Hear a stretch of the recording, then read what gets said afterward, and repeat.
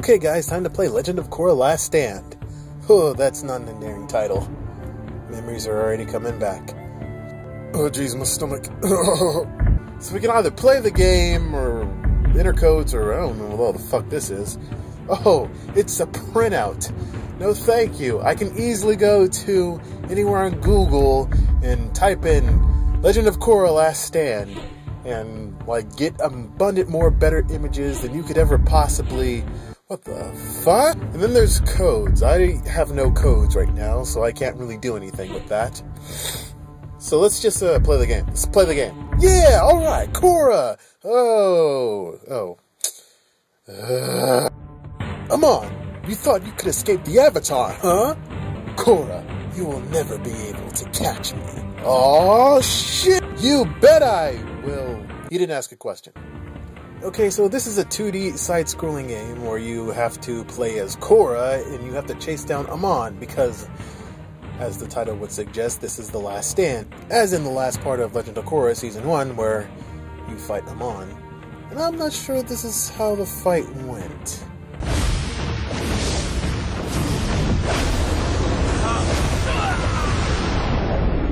So the controls for this are pretty standard. You got to use the directional buttons to move left and right and jump and duck. Remember to duck. And the goal of the challenge here is to catch Amon, this guy. And actually, this part of the game controls pretty well. I mean, the entire setup here is actually pretty good. The drum roll of the music provides steady tension, implying urgency on your part.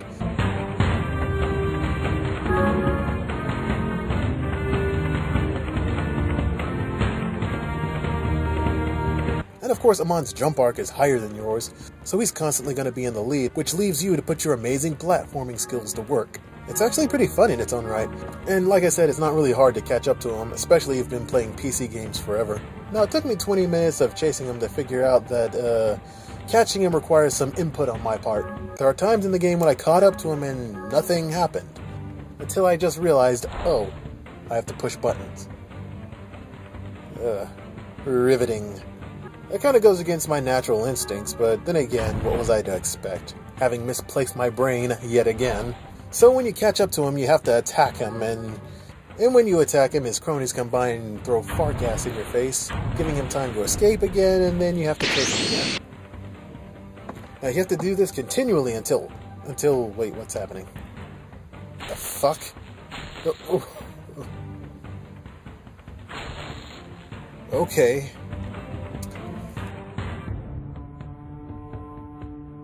Yeah, you see that shit? I just ate shit. I just ate shit! At certain points after you damaged Amon enough, the game just starts turning into this. And it comes up on you kinda suddenly, so you don't really have that much time to adjust to it. It doesn't even ask you if you're ready, it just says, hey. This section totally caught me by surprise. I died instantly and I had to restart the entire game over again. I mean, why even have this section here? It kind of seems a bit pointless. It just transitions you from one level to the next level, which is basically the same as the first level. Why couldn't you just have this one continuous level? If you want to make stages, then do the cute animations and then we can have the next stage. You don't have to have this, you know, intermission level where if you die you have to start over again. Kind of makes no sense. I'm a soldier, I can power through this. It's no big deal. Alright, final level, big showdown with Amon. Man, I'm getting so pumped. Alright, I got you. I've got you. Come here, you bastard!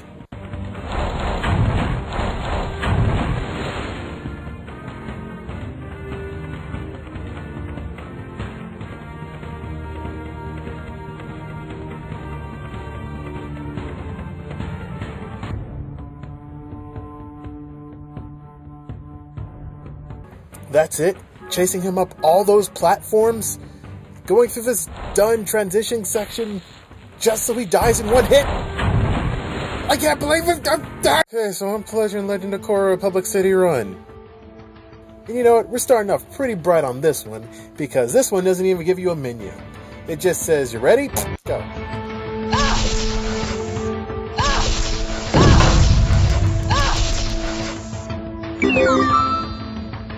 So the objective here is to keep going. keep doing this. This. Fucking this. And then you got these guys, I don't know what they're doing here. You can jump, but I advise against it. Then you got these guys, I don't even know what the fuck. They think they're contributing. That's pretty much it to this game. You just have to keep going. You just gotta keep doing this. Just hit spacebar continually. And yeah. That's all. That's it. There's no other inputs. No other inputs. So I'm playing Legend of Korra Republic City Rescue, and it's like Republic City Run, except very much less input. The controls are you click to go up and you not click to not go up. And the goal of this thing is to dodge obstacles. And I just don't know. I don't know. I don't even know. During the levels, you can collect some coins, and at the end of the level, you can spend those coins to buy upgrades. Okay, let me just say this. These upgrades don't matter. They don't add anything. They do nothing. They do nothing. They're skins. It's like, what? Also, I don't feel as though that this is much of challenging as it is just a thing that exists. So let's just bury this shit in the grave and just move on to the last game I'm gonna cover here. Prepare for some bullshit, people.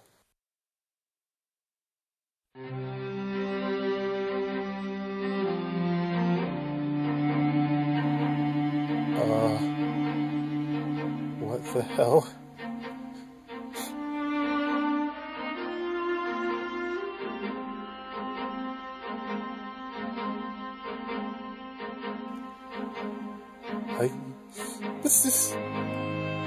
Let's just go on. Let's move on. Okay, we got a whole bunch of options here. Let's take a look at these controls. Let's see. You use the directional buttons to move. Clear enough. Okay, how do you attack? To water bend, use the mouse. To fire bend, use the mouse. To earth bend, use the mouse.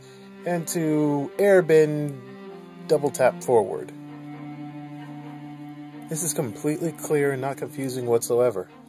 So this is basically a 2D platformer, as you would have guessed from this game. The entire goals are varied, but the general idea is that you want to get to the end of the obstacle. It's really straightforward, and my god, this is beautiful. I'm sorry, I just gotta take a second to admire the detail that's gone into this thing. I mean, the animation, the sprites, they're really good. Really good. You're sure this is a game made by Nickelodeon? There's only about 10 chapters and each one has a lasting impression on you. There are some specific chapters when certain goals have to be accomplished. After you complete a mission for the first time, you can go back to that mission and start completing some extra missions. Like collecting a certain amount of orbs, or defeating a certain amount of enemies, or just racing the clock. By far the best levels are the ones that don't have enemies in them. Particularly the prison levels and the Nuktuk level.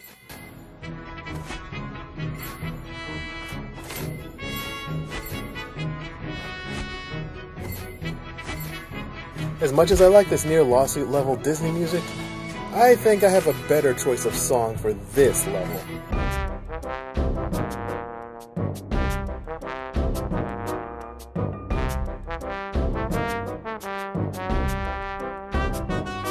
Believe it or not, this entire game was actually released episodically throughout the entire run of Legend of Korra Season 2. It is kind of disappointing in the middle that we don't get to play as Juan when Korra goes to the spirit realm. Combat with enemies is like, well, Boomy can portray it a lot more better than I could ever.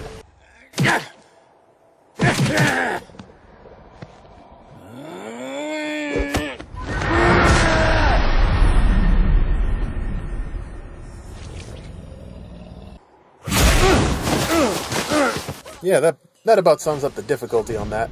Enemies are somewhat verily impossible.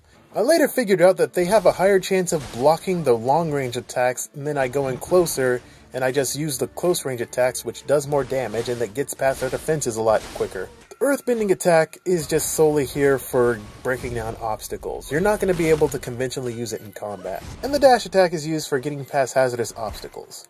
As you progress on, you'll be able to unlock other abilities as well, such as a double jump, an air dash attack, and the Avatar State, which I'm pretty sure does something cool, but every time I get it, it's when I don't have anything to hit. So I just have to run around for 5 seconds with a power-up that I have no clue does. Seriously, I don't know what the Avatar State does. Does it increase my damage? Because enemies seem to be taking the same amount of damage. In conclusion, Nickelodeon has made all these Avatar games on their website, and only one of them is worth your time. Seriously. Last Stand is basically a big ol' hype machine for a big ol' fart fest. And Republic City Rescue and Run, I don't even know what the hell is going on in those games. I couldn't even tell you. But Dark into Light is definitely the game that you absolutely must play. It has a good game feel, it's very open and adventurous, the art style is amazing, the music is spot on, and of course it's working in conjunction with another game, Legend of Korra Dark into Light Trivia. Not too much to say about that trivia game, except fuck that trivia game. All it does is help you unlock extra missions if you really want it, and by all means, go for it. But really, Dark into Light is a really solid game on its own, but it amazes me that this doesn't get a console release, but this does.